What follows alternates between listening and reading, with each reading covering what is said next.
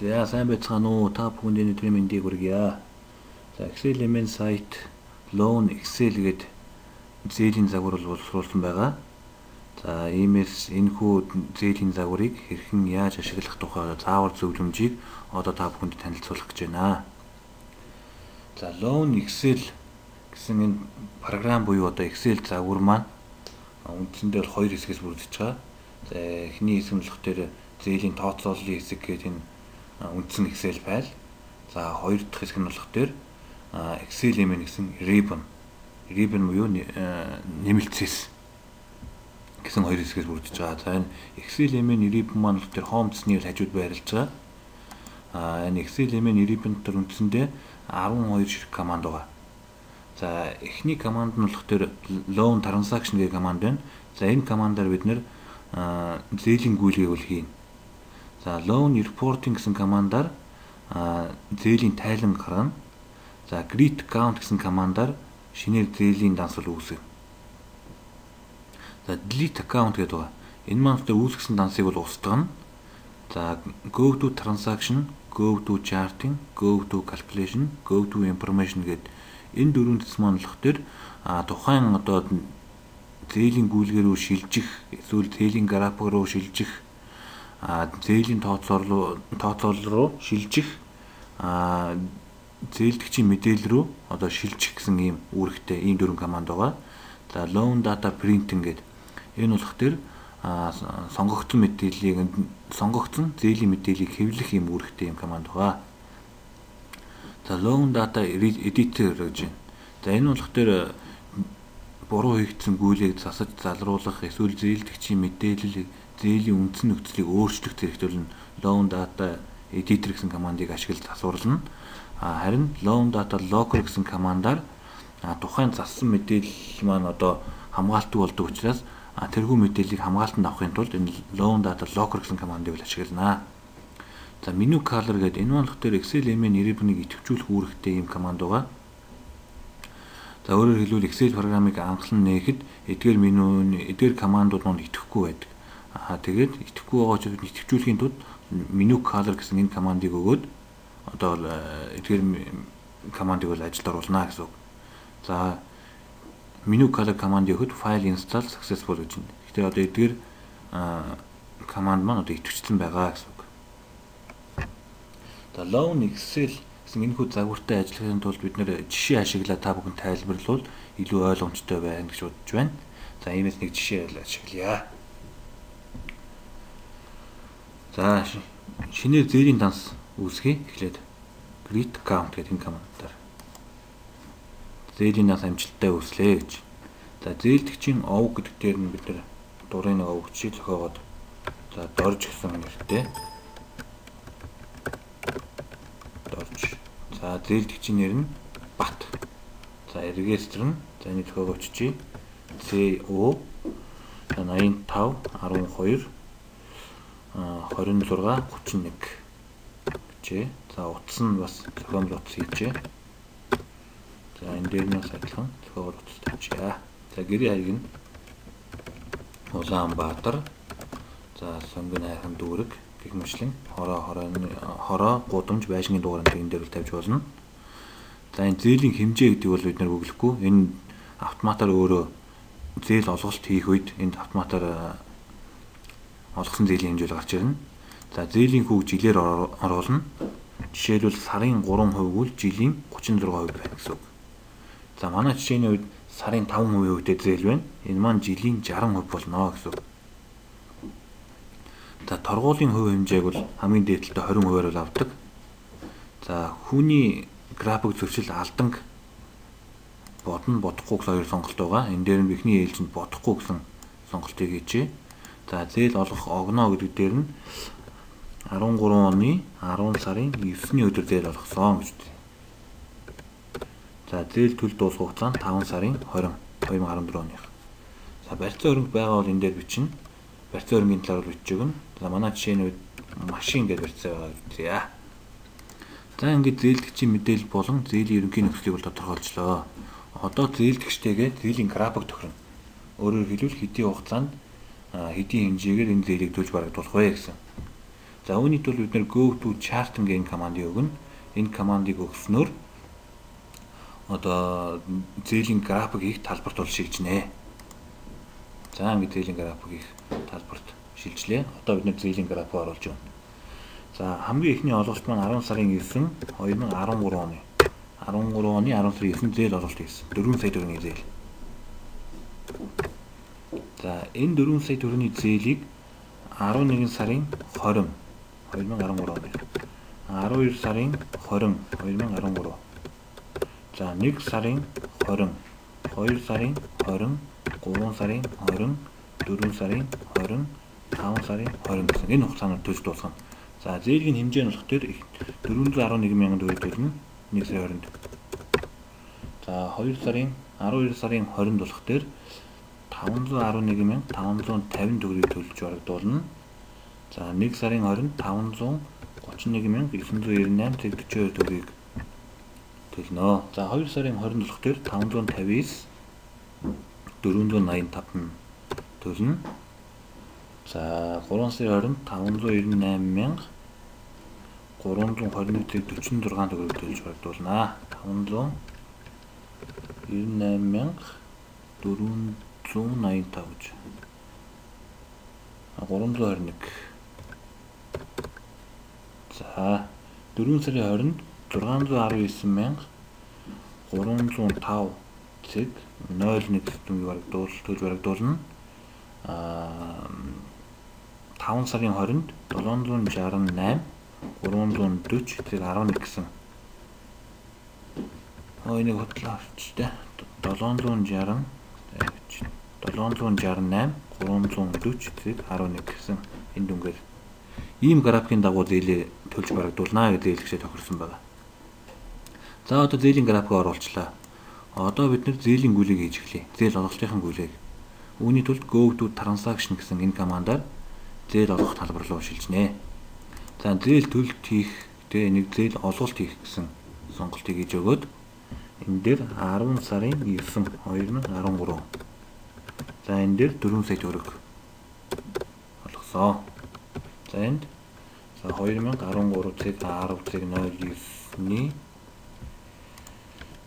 09-ний өдрийн 25 тоот гэрээгээр зээл олгов гэсэн гүйлгийн утгатай. За энэ loan transaction зээлийн гүйлийг хийх өгж байна. Энэ дээр yes гэдэг. За ингэж зээл олголтын гүйлийг хийчихлээ. Одоо бид нэр зээлдэгчийг зээл төлөх графикийн дагуу зээлийн төлөхийг одоо хүлээн. За зээлдэгч хамгийн ихний төлбөрөө хийлээ гэж үзье. Өөрөөр хэлбэл 11 сарын 20-ны өдөр болоод эхний төлөлтийг хийж байна. За энэ тохиолдолд бид нэр эндээс зээл төлөлт хийх гэсэн сонголтыг хийгээд 11 сарын 20 2013. За 11 сарын 20-ны өдөр 691 мянган төгрөгийг төлөх ёстой. Энэ дээр явж байна. Өөрөөр хэлбэл энэний 411 мянган зээд 280 мянган хүү нэмэгдүүлсэн хүү бол байхгүй. Яг л график төрчөөгүй. За энд бид нэр 691 мянга гэсэн мөнгөнд нэг оруулъя. Ингэхэд энэ дээгүр хүү нэмэгдүүлсэн хүү зээлд бол автоматар хуваарлтыг юм. Хэрвээ энэ хуваарлтыг гараар хийх шаардлагатай бол энийг бид нэр 0 гэсэн сонголтыг хийж өгөөд энэ дээр гараар хуваарлт юм. Гар хуваарлт хийхдээ цаашаа 450 мянган төгрөгийн зээлээс авна. За үлдсэн 200 үлдэгдлийг нь болох дээр хүнд нь авна гэж тохирсон гэж үзье. Өөрөөр хэлбэл энэ хоёрын зөрүү 691 450-ийн зөрүү маань. За энийг үзнэ.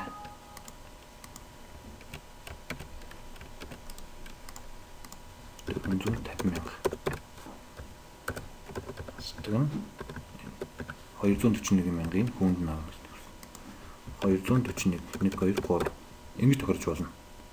Хэрвээ ингэж тохирохгүй бол бид нэр автоматар нэг хуваарлтыг хийнэ гэдэг сонголт хийчих. За энийг устгаад гүйлэг хийх. Зээлийн үндсэн мэдээлэл өрн бөглөгдөөгүй байна гэж байна. Энэ яагаад гэвэл гүйлгийн утгаа бичээгүй байна гэсэн үг. Энд зээл төлөлт. За ингэж. Yes. За, хоёр дахь төлбөр нь 12 сарын 20-нд 2013. За, мөн 691 мянга төлөх ёстой. Тэгвэл энэ дээр бид нэр 691 мянга 1 2 3. За, энэ дээр зээл төлөлт. За, болчихлоо. За, дараагийн төлбөр нь 1 сарын 20-нд байна. 1 сарын 20 гэдэг маань 14 оны 1 сарын 20 гэсэн. За, ингээд мөн адил 690. За, хэрвээ зээлдэгч маань яг 20-нд зээлийг төлж чадахгүй 1 сарын 22-нд төлсөн гэж үзье. За, энэ тохиолдолд 354 төгрөг 67 мөнгөний алдан буюу нэмэгдүүлсэн хөл тооцогдож байна. За, энэ яаж тооцогдож байна вэ гэхлээр бид нар 1 сарын 20-нд хэдэн төгрөг төлөх ёстой байсныг харъя. Go to chart.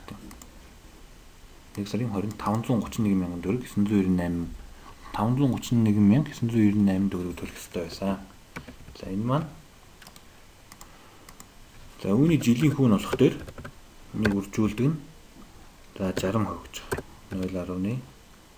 0.6. За, энэний алданг нь болох дээр 20%.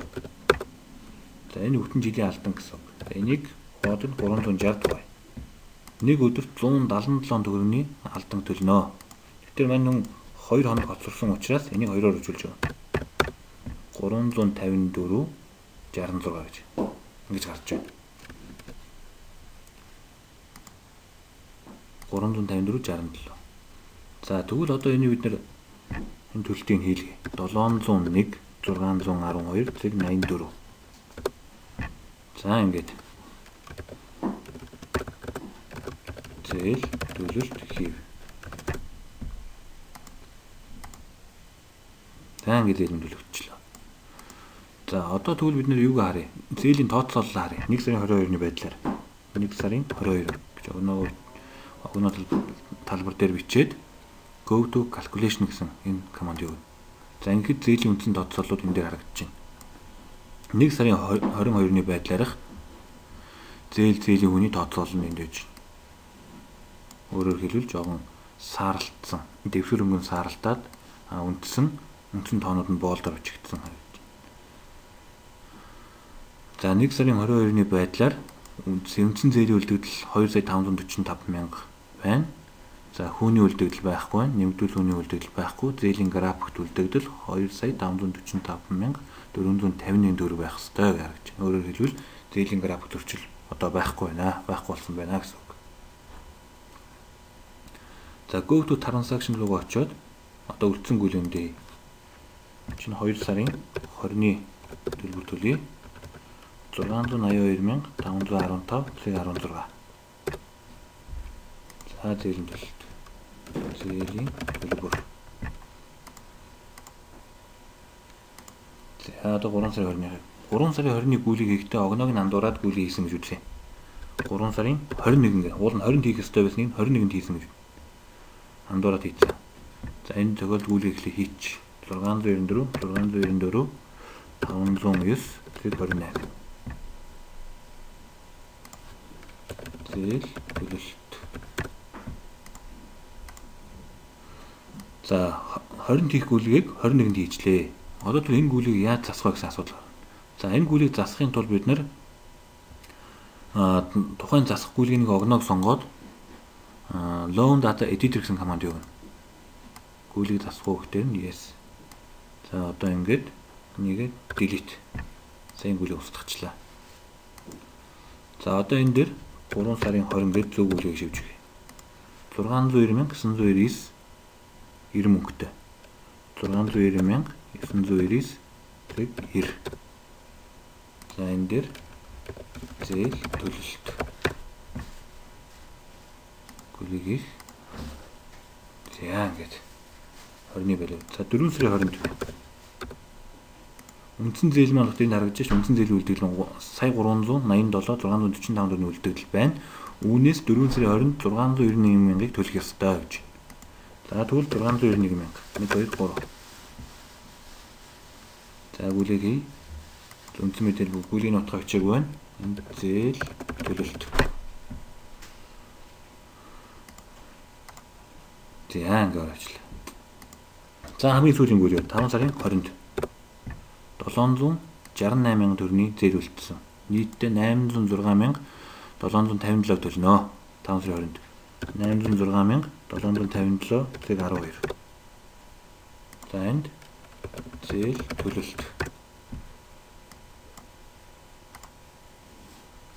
За ингээд зээл маань хаагцсан. Одоо энэ зээлээ үзье. Go to calculation гэсэн.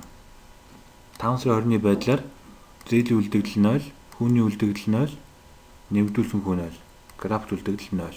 Өөрөөр хэлбэл энэ зээл маань хаагчлаа. Төлөгдөө дуусчлаа гэсэн үг. За гэх мэтлэнгээр зээлийн гүйлийг бол хөтөлж явуулна. За энэ дээр бид нэр зээлийн тайлан гаргаж болно. За 5 сарын 20-ны байдлаар зээлийн тайлан loan reporting. За Бат гэдэг хүний зээлийн мэд хэлбэрэн дээр гарч байна. Зээлийн үлдэгдэл, хүүний үлдэгдэл байхгүй энэ зээл хаагдсан байна гэсэн үг. Хэрвээ бид нэр 4 сарын 19-ний байдлаар таталтыг. За ингэ үзье. Энэ дээр график зурчил байхгүй. Үлдэгдэл ийм төгрөгийн 69,382 төгрөгийн хүүний үлдэгдэл байна. Нэмэгдүүлсэн үйл байхгүй байна гэх хвчлэнгээр. За дахиад нэг зээлийн нал үүсгэе. За зээлийн нал үүсгэчлээ. 2 дахь жишээг одоо авчихсан. За энэ дээр өөр нэг зээлдэгч. За долгор гэдэг овогтой инк бат гэсэн зээлдэгч байна. За регистрийн дугаарыг мөн зөвхөн хийчихье. EO 89 02 15 36. За утасны дугаар нь мөн адилхан зохиомл. За тэмдэгтийн тоо 8 ширхгээс итгэж болохгүй гэж байна. Тийм учраас энд 8 ширхэг утасны дугаар оруулж өгнө. За ингээд за гэрээ хаяг мөн адилхан Улаанбаатар гэчээ. За зээлийн хүү жилийн 72%. Өөрөөр хэлбэл сарын 6% зээл байна. За торгуул нь болох төр 20%-тай хүүний зөрчилд алдан бодно гэж. За зээл олох огноо нь болох төр 1 сарын 28. 2014 оны 1 сарын 28. За төлөх хугацаа нь 7 сарын 28 өдөр. За барьцаа хөрөнгө нь бас адилхан машин. За зээлийн үндсэн нөхцөл болон зээлдэгчийн мэдээллийг оруулчлаа. Одоо зээлийн хуваар тохирно. Go to charting. За зээлийн хуваарийг ингэж төгсөн байна. 1 сарын 28-нд 6 сая төгрөгийн зээл олгоно. За 2 сарын 28-нд 3 сарын 28-нд 4 сарын 28-нд 5 сарын 28, 6 сарын 28. Тэгээд 7 сарын 28. Өөрөөр хэлбэл хугацааны эцэст үндсэн зээлийг төлж барагдуулна. За бусад үед нь хүүгээ төлөөд явна гэсэн зээлийн график хийсэн. Өөрөөр хэлбэл сар болгон 372, 336, 372 гэх мэтлэнгээр. За ингэ зээлийн график тохирчлоо. Одоо олголтын хүлээг хий. Go to transaction гээд 1 сарын 28-нд зээл олголт хийн. Энд 6 сая төгрөг. За гэрээний дагуу зээл олгоо.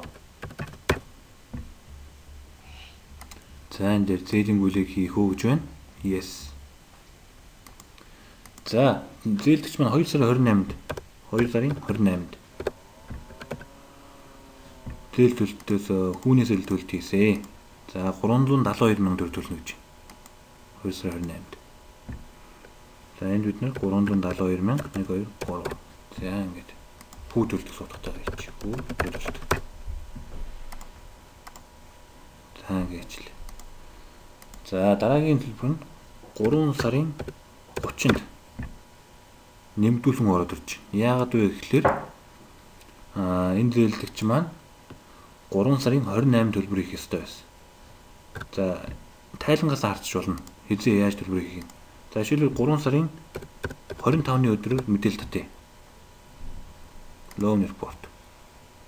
За энэ тохиолдолд бол бүгд графикийн дагуу явагдаж байна. Хугацаанд үлдэгдэл 300,000 төгрөгийн хүү байна. За 3 сарын 27-нд мэдээлэл татъя. За мөн адилхан график хугацаанд байна. За 3 сарын 28-нд мэдээлэл татъя. За энд улаад гараад ирлээ. Энэ код гэдэг хүн 336,000 төгрөгийг төлөх ёстой. 3 сарын 28-нд. За тэгвэл энэ данс руу оръё. 3 сарын 28-нд 336 төлөх ёстой. Гэтэл энэ код маань 3 сарын 28-нд зээлээ төлсөнгөө 3 сарын 30-нд төлжээ. 3 сарын 30-нд.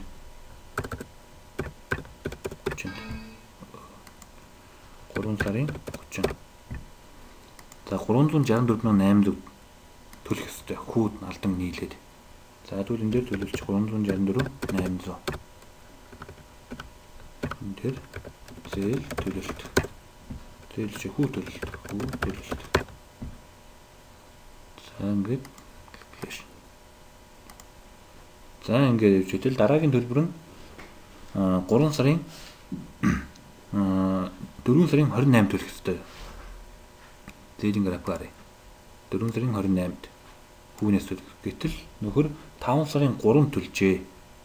Өөрөөр хэлбэл энэ маань шууд энэс хэзээ яаж төлөхийг эндээс хараа явчих шүү дээ. Жишээл 4 сарын 27-ны өдөр боллоо гэхэд за өнөөдөр төлөх ямар зээлдэгчнэр байна гэдээ эндээс ингэ шүүгээ харахад энэ дээр бол улайсан харагдахгүй. Энэ яг орны наривчлалтай болоод энд улайж харагдаж байна. Гэтэ энэ бол хаагдчихсан зээл ба.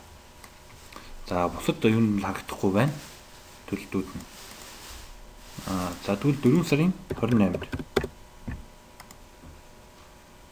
За ингээ хартал за энэ код мөн адил хүүнээс төлнө гэж харагдаж байна. Тэгэхээр 4 сарын 28-нд энэ код ирж өнөөдөр зээлээ төлөөч гэдэг.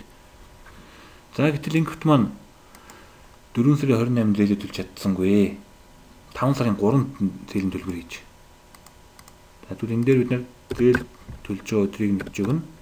5 сарын 3-нд 420,000 төгрөг төлөх ёстой болж байна. Хүү 408, алданг 12,000. Тэгвэл 420, 1 2 3. За энд хүү төлөлт. За энийг хүлээг нийлгэжээ. За ингээ хүү төлөлт. Одоо зээлийн тооцоолол харъя. Энэ дээр бид нэр охиног нь оруулаад өгчээ. 5 сарын 3-ны байдлаар зээлийн тооцоолол. За энэ дээр ингээд. За зээлийн үлдэгдэл 6 саятай график тэмнээ хугацаанд байна. За хүүнэн дээр бол үлдэгдэл алга нэмэгдүүлсэн хөвгөл бүгд тэмцэлж барагдуулсан байна. За дараагийн төлбөр нь 6 сарын 2-нд 372,000 төгрөг төлөх ёстой байна. Мөн адилхан нэмэгдүүлсэн өөрөөр хэлбэл 5 сарын 28-нд төлөх ёстой мөнгийг 6 сарын 2-нд төлж байна. Тийм учраас энэ дээр дахиад алдан бодогдож байна. За энд 372,000. Хүү төлөлт.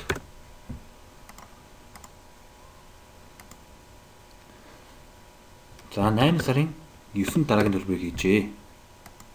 Өөрөөр хэлбэл график хугацаа хэтрээ явчих. Уул нь 7 сарын 28-нд хэд зээлийг хаацсан байх хэрэгтэй. Гэтэл зээл бол хаагдаагүй байна. За энэ тохиолдолд одоо нөгөө зээлийн график зөрчлөн гараад ирж байна. 6 сая төгрөг. Энд нэмэгдүүлсэн хүн юм байна. 108,800 төгрөг, хүн 816,000 төгрөг. За энэ тохиолдолд нөхөр зөвхөн хүү нэмэгдүүлсэн үг ахиад болж 916,000. Энэ 916,000 эндээс харж байгаа шүү. 916,800. 916,800. Эндээс хүү төлөлт.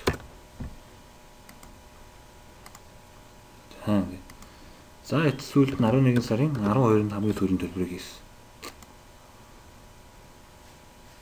7,368 гэсэн дүнгээр. За энэ тохиолдолд зээл минь хаагдсан. Зээл төлөлт. Хүү төлөлт. За ингэж хэлмээр очлоо. Одоо хүний тооцоолол руу очив. Зээлийн тооцоолол руу очив. Зээлийн үлдэгдэл 0, хүний үлдэгдэл 0, нэмэгдүүлсэн хүний үлдэгдэл 0. Гээ графикт үлдэгдэл 0. За яг эндээс бид нэр харж болно л доо хэдний байдлаар жишээл өнөөдөр 11 сарын 7-ны өдөр хэд 11 сарын 7-ны өдөр байлаа гэхэд loan report-ын татъя. За ингээ үзэхэд за энэ 102 өдөр хэтэрсэн байна. 6 сая төгрөг. Зөрчлөн 6 сая төгрөг байна. Гэх мэтлэн гэрэл эндээс харагданаа. За одоо энэ дээр бид нэр ингэсэн. Энэ болох төр хүү төлөөгөл алдан бодоо явуулсан. Өөрөөр графикийн дагуу хүүгээ төлөөгөө тохиолдолд алдангаа бодоод яваад байсан. За тэгвэл бид нэр алдангийн хэмжээг өөрчлөе.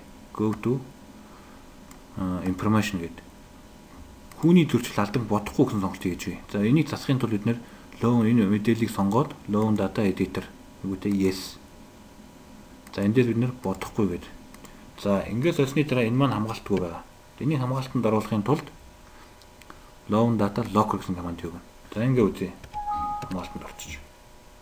Одоо зээлийн тооцооллоо харъя. Хүүний зөрчлөлөөр алдан бодоогүй байна. За энэ зөвлөлтөөр зээлийн үлдэгдэл байхгүй, хүүний үлдэгдэл байхгүй. За энд болох төр илүү одоо нөгөө төлсөн алдан маань харагдаж байна. Хүүн дээр бодсон алдангууд маань энд илүү ингээд алдан төлсөн ингээд хасах 100,800 төгрөгийн алдан төлсөн гэж харагдаж байна. Тэгэхээр нэр хүүнээс алдан бодно, алдан бодохгүй гэсэн энэ сонголтыг хийхэд энэ хоёр үндсэн зөрүү маань л эндээс харагдаж байна гэсэн үг. За ингээд ерөнхийдөө иймэрхүү зарчмаар бол зээлийн энэгүй loan Excel гэсэн загвар маань ажилладаг. Одоо үүсгэсэн дансыг устгая. Жишээл энэ 2 гэсэн кодтой зээлдэгчийн дансыг устгахын тулд delete account гэдэг. За энэ дээр зөвшөөрлийн код 1 2 3 гэдэг өгчнө. За ингээ окей. Данс устгаглаа гэж. За гэх мэтлэнгээр энэ loan Excel загвартай бол ажиллана. За loan Excel загварыг бол цааш нь бол өргөжүүлж болно. За жишээлбэл энэ тайлангийн хэсгийг бол өшөө цааш нь олон янзаар ямар ч хэлбэрээр бол тайлан гаргаж болно. Ирээдүйд орж ирэх мөнгө урсгалын хэмжээд байх уу? Энэ 7 хоногт дээдээ төлөх хүмүүс ямар хүмүүс байна? Гэх мэтлэнгээр төрөл бүрийн тайлангуудыг гаргах замаар л улам өргөжүүлж болно. Яг одоо энэ хувилбарын хувьд болох төр зөвхөн график зөрчилтэй зээлүүд хэд байна? Хэрвээ график зөрчилтэй бол энэ зөрчлөлийн дүнгууд нь улайж бол харагдаж байгаа. За ингээд анхаарал тавьсан та бүхэнд баярлалаа.